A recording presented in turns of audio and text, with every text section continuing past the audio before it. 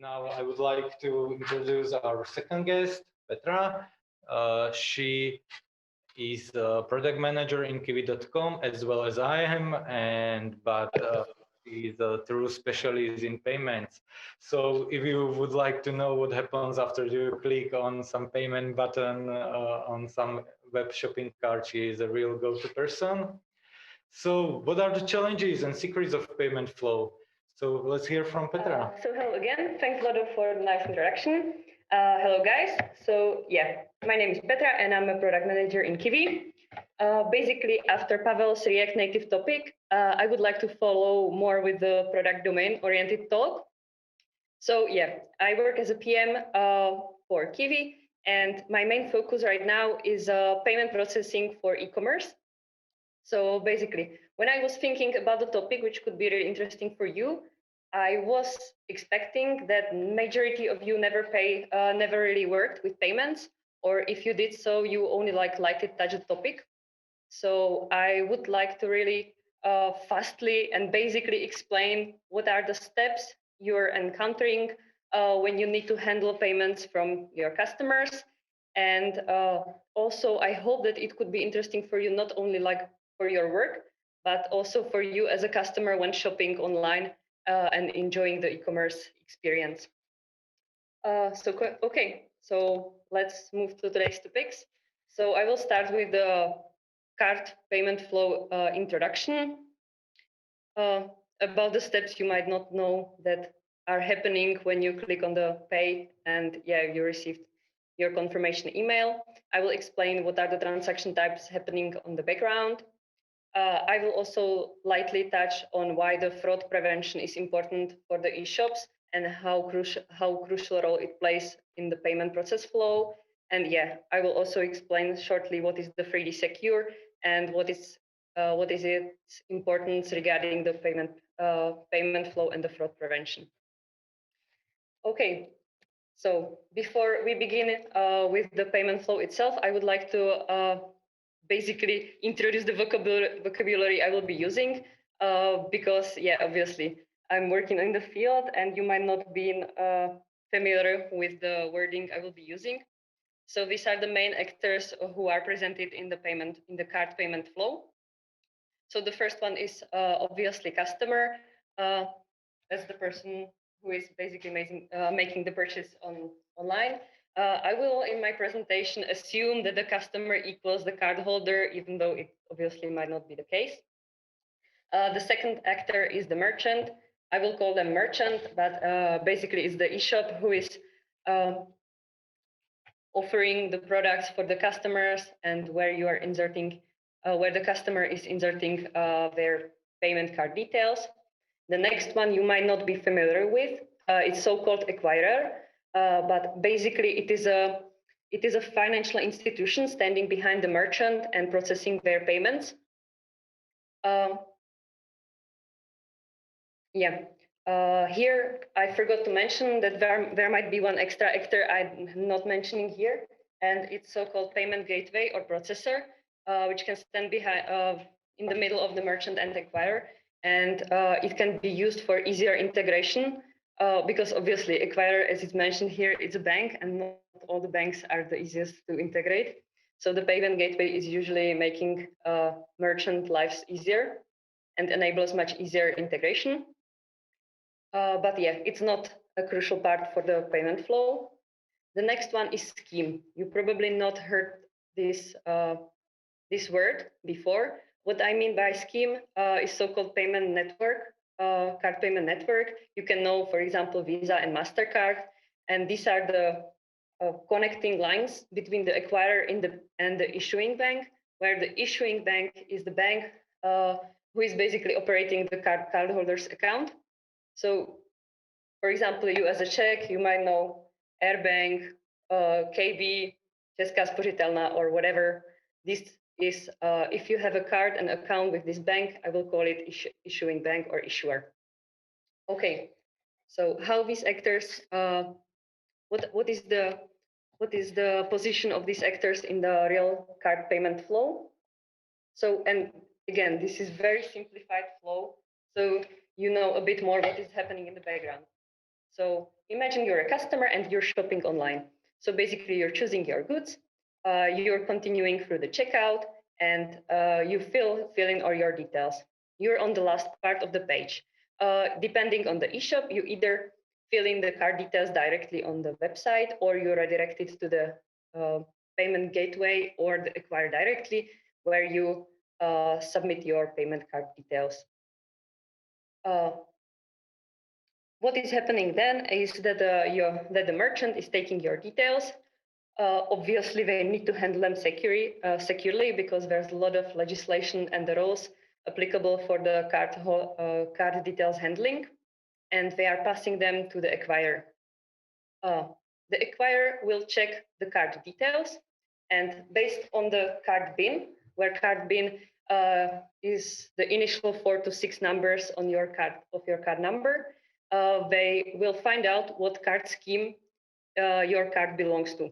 For example, if my card begins on 4, the acquirer will know that my card is Visa and will send this transaction to Visa.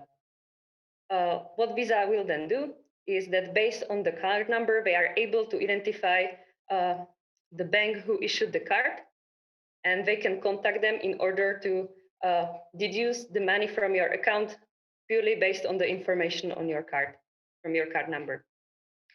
So this is the basic flow simplified of how from your card details and the transaction amount, it is basically translated to the reduction of the money on your account. What I just described, it's only one step of the payment itself, and it is so-called authorization. What does it mean?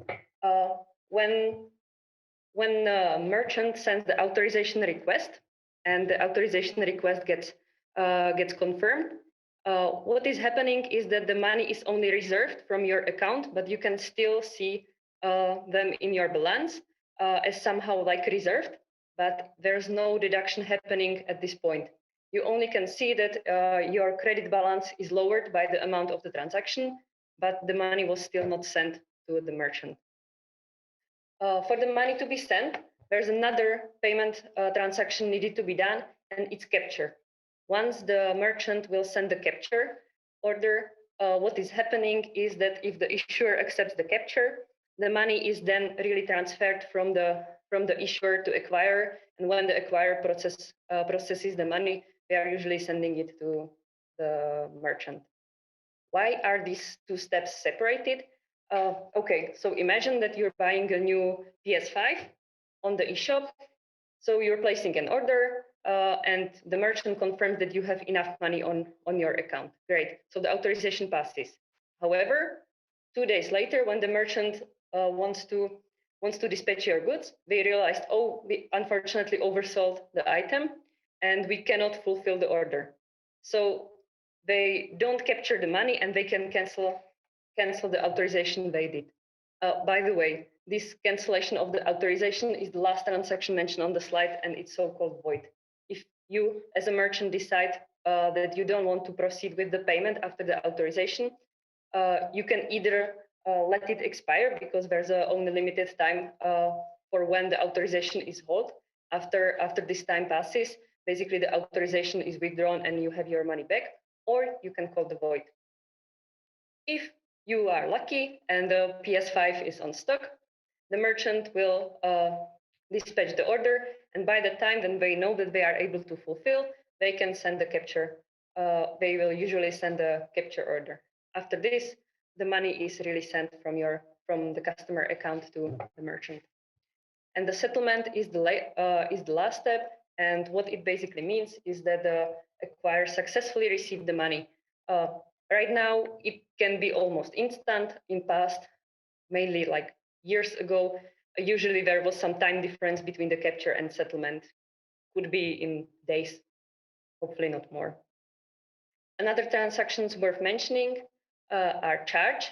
So charge is if in some integrations, the gateway or the acquirer decides that the authorization and capture can be done at once, then we call this transaction a charge.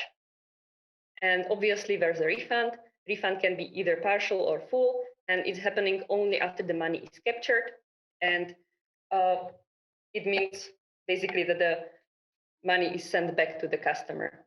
One note to the void: if you decide to do the cancellation of authorization by void, whole authorization is cancelled. So you can do any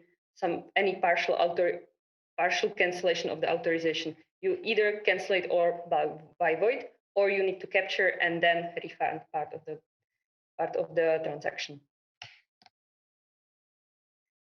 One not very known type of transaction is chargeback.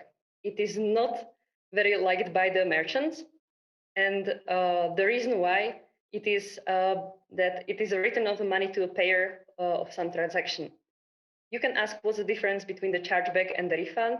Well, the chargeback is not initiated by the merchant.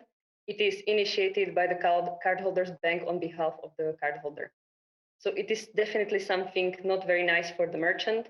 Why? Because you as a merchant probably fulfilled your part of the agreement with the customer. However, the customer asked for part or all the transaction back to be sent back to him. The two most common reasons for the chargeback to happen for e-shops are the service chargebacks or the fraud chargebacks. So what is the service chargeback? This is usually happening when the customer is not satisfied with the service they were provided. An example can be that you did not receive the goods, or you were provided the service. For example, you ordered flight tickets and there was some problem on the airport and you're not happy with the service provided by the merchant. You expected some different level and you ask them to basically pay you some part of your payment back. These are the service chargebacks. What are the fraud chargebacks? This is typical when you lose your card or it gets stolen and you did not manage to block it on time, and somebody takes your card and uses it for buying some goods on eShop. You as a consumer have a right to fight this, and you can go to your bank, and if you provide them evidence that your card was misused, they can do the chargeback to the merchant the fraudster used your card to shop. When the chargeback happens to merchant, they are not completely lost, but it has obviously some negative impact. First one, clearly lost sale, because you need to reimburse the customer for the money they are asking. Also, with each chargeback, there are additional fees connected. As mentioned in the example, PayPal charges $20 fee for each chargeback somebody is raising against the merchant. So it is pretty expensive thing to happen to you as a merchant. And also, acquirers and schemes are counting for you as for a merchant rate of the chargebacks compared to the payments you made. And if the chargeback rate is higher than some pre-agreed threshold, you are potentially facing additional fines, much higher fees for the chargebacks, and in the extreme, you can lose your ability to even process payments with the given acquirer. So it is really not a nice thing to happen to you, and you should pay attention to prevent it. So what can you do? You have two options. You can either fight the chargebacks or, as I mentioned, prevent them. So it doesn't automatically equal that each cardholder's claim is the instant chargeback happening to a merchant. Merchants have a right to fight back. There are multiple steps in the chargeback raising process. The merchant should be notified before the chargeback is really raised, because the issuing bank should first try to resolve the problem in the normal way. So say they are offering, the customer should contact the merchant and they should try to get a refund or explain why they are not happy or what happened. And there should be first try for the resolution directly between the cardholder and the merchant. If this is not happening or the parties will not agree, then it will proceed to the chargeback process. And it has and the merchant then has two options. They can either accept the chargeback and pay back to the customer and pay for the fee, or they can try to fight it. How the fighting works is that you're providing the evidence that you don't agree with the statement the customer is making. An example could be that you have a lady customer who is always buying the flight tickets every February from Italy to France, and you know her traveling history. She's an ordinary customer. You know that she's doing this quite often, and suddenly she claims that one of her payments is fraud. But you see that it is she used the IP address which she previously used for the purchases, that she bought flight tickets for herself and, for example, her daughter. And you can basically give these evidences to support that she is lying when claiming that the fraud is happening. And this is happening from the both sides. The merchant is providing the evidence, then the cardholder is providing evidence. And the first instance deciding about the who is right is the issuer. When there is an escalation happening, it's also acquirer taken into the account, and the last point of the decision is scheme in the arbitration. This process is quite difficult, and I was really simplifying it, so please take me with some reserve. The next way what you can do with the chargebacks is prevent them. Obviously, for the service chargebacks, you as a merchant can improve your service in a way that the customers are not complaining. However, this might not be that often that easy. And the second way how to prevent them is to prevent the fraud. This is one of the main reasons why it is good to have some kind of fraud protection in your payment flow when you're running an e-shop. And I explain why. There are two most common ways how you can implement the fraud prevention on your e-shop. And it's the scoring and the chargeback guarantee.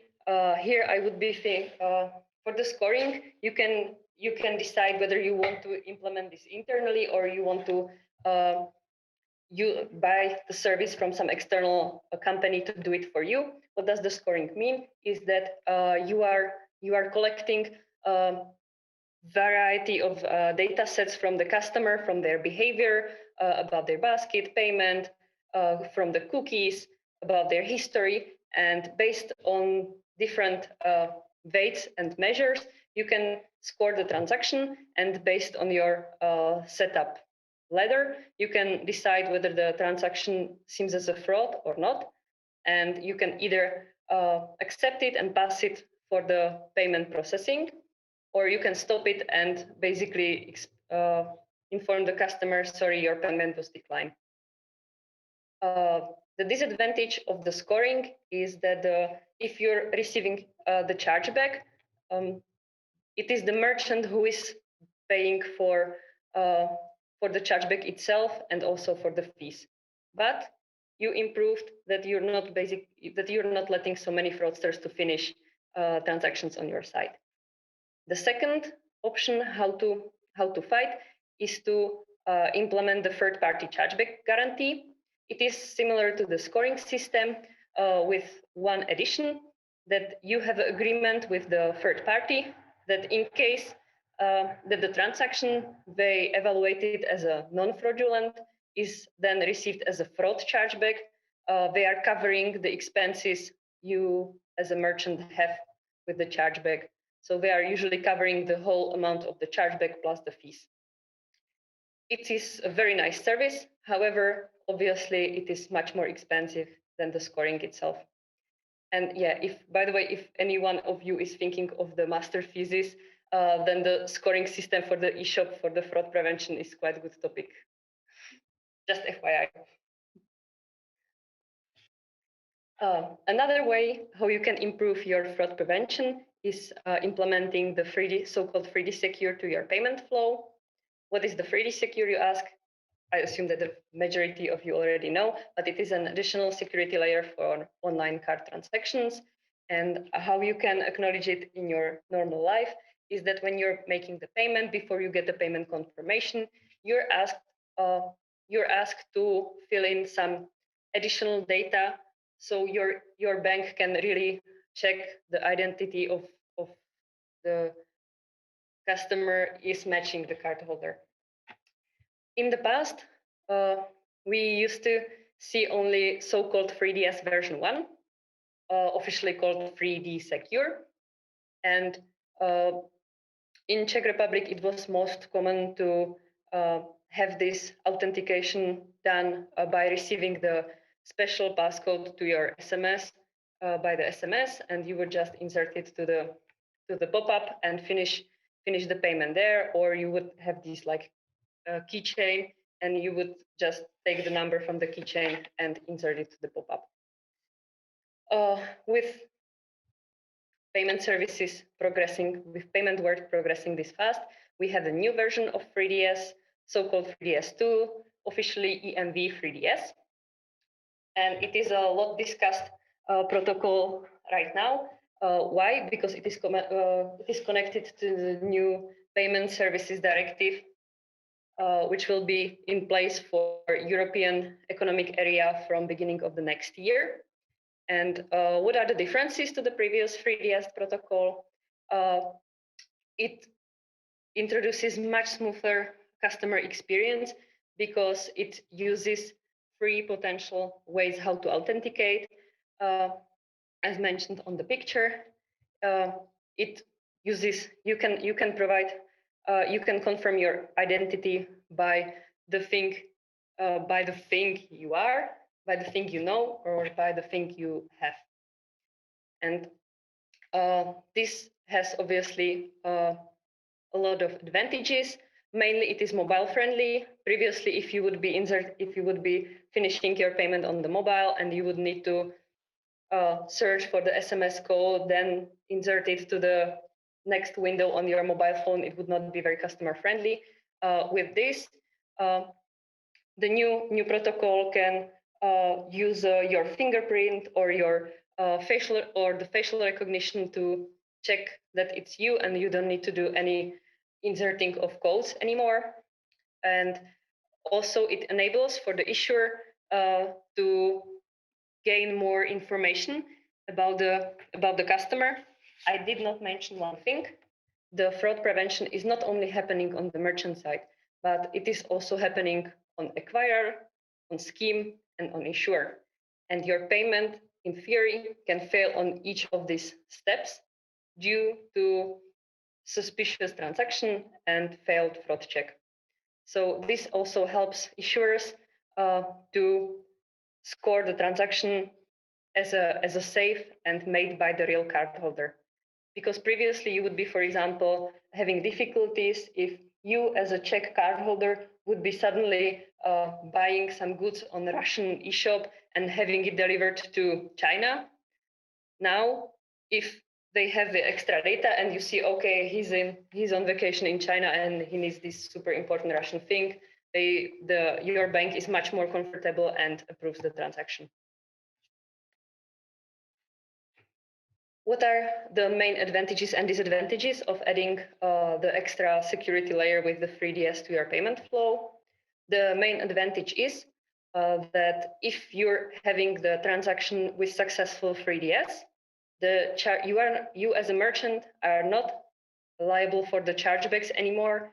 And if a customer would raise fraudulent chargebacks.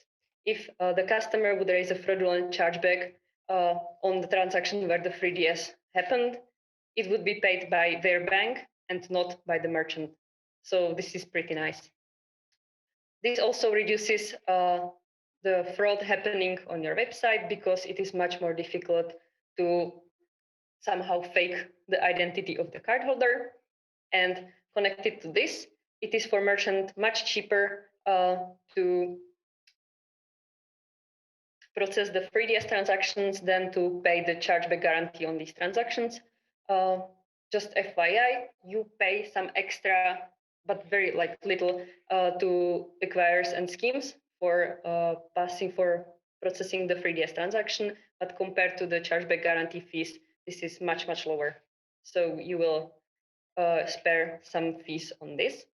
And yeah, bonus, or the main reason why we are implementing this right now, and the majority of the eShops operating in European Union, is that implementing the 3DS2 flow will make your eShop compliant with PSD2 directive. It has also disadvantages. The main one is the abandonment rate, because not all the customers around the globe or in EU are not used to the challenge flow.